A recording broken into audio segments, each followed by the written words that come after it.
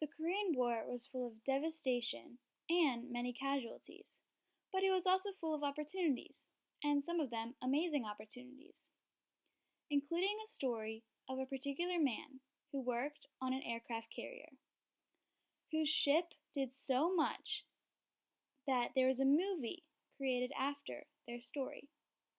This man was named Dominic DiRenzo.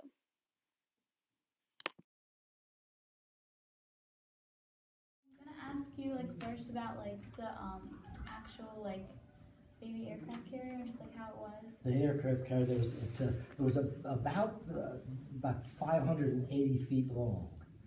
We didn't have jets back then. We only had air prop planes. We had F-4Us, which was a Corsair airplane, and that's what they used over there. We only had 30 planes, but we were a very small carrier.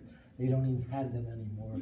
They dismantled them and they used them for scrap. Oh, that's cool. So what did you do? I was in commissary and supply. I was a cook aboard ship. Oh, really? I did all the cooking. Yes, I was in charge of the galley. We had what they call the port and starboard watch, and I was, I had 17 men in the galley that we cooked 3 meals a day, every day, for breakfast. Other than when we were at battle stations, and we would prepare sandwiches and stuff, and we would distribute to the different gun turrets and stuff like that while we were in battle stations. How long were you on the ship? I was on about 2 years and 3 months. I was on there, yes.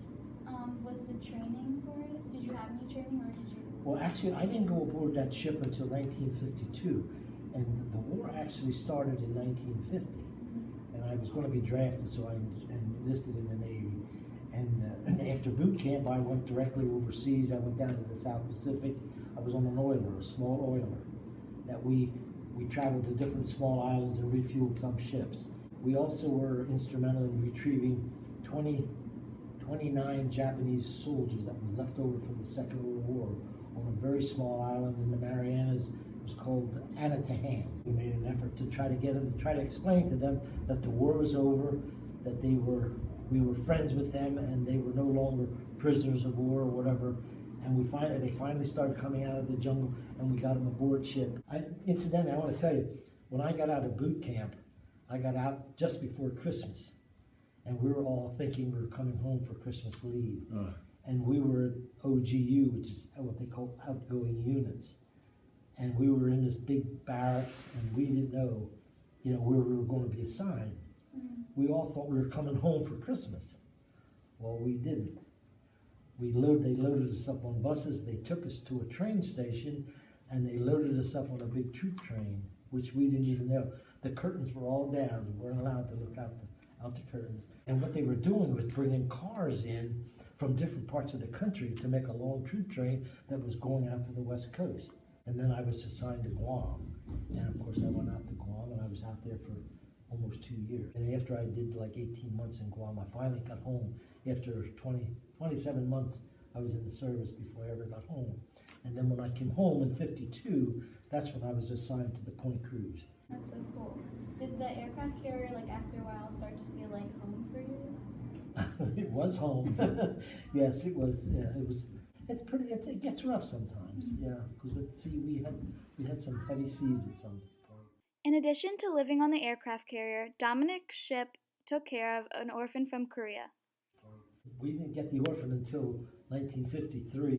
That's when the war was over. When we finally went into Incheon, that's when we were able to go ashore. Oh, because the battle was The war was over, and then that's when we went in there. And that's when our chaplain went in to visit this orphanage. It's a Catholic orphanage right there in Incheon. And he went in to visit this orphanage. And of course, he spotted this little Caucasian baby in a crib. The nuns would not take care of this baby because it was Caucasian, and they only took care of the Orientals. As a result, they didn't know if the baby would survive, especially since he had burn marks all over him. The chaplain came back aboard ship and told our skipper, he says, look, there's a baby aboard over there in that orphanage that's going to need some help. It's a Caucasian baby. We got to do something with it. The captain told that chaplain, go over there and get that baby and bring it aboard ship. And that's how we wound up getting the baby. How did it feel taking care of the orphan? Was it Well, it was just, I held this, it's just a little baby. It kind of brought like a family together, really. And like when the orphan came, did it make you miss your family even more? Oh, that's what actually, you'll find that in that story there. For some reason, the guys were fighting aboard ship for some reason. And when this baby came aboard this ship, it just brought everyone together. It was unbelievable. So how long was the voyage home like with the orphan? Well, actually, we were not, see, that was another funny part about this whole thing. He was a civilian then. He wasn't allowed to be on a man of war, our ship was considered a man of war ship. Our captain and our chaplain were the two that were very, very instrumental in getting this baby aboard. They struggled. There was a lot of red tape trying to get this baby aboard our ship.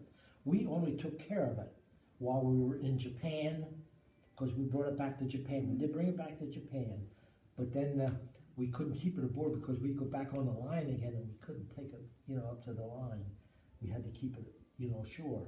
And then when we came back to Japan again, he would come over. We brought him over to Japan, and then we would feed him and stuff like that. And when he finally got adopted, then he came home on a huge Gaffey, which was a troop transport, and then it pulled into Seattle, Washington, and that's where the new mother picked up the new baby in Seattle, Washington. That's so cool. This doctor that took care of this baby aboard a hospital ship, his wife, they adopted this baby, and they brought it back to the States, and she picked up the baby in Seattle, Washington. And he came back to the States just before Christmas, and it was like a Christmas present because she had lost like about 4 or 5 children.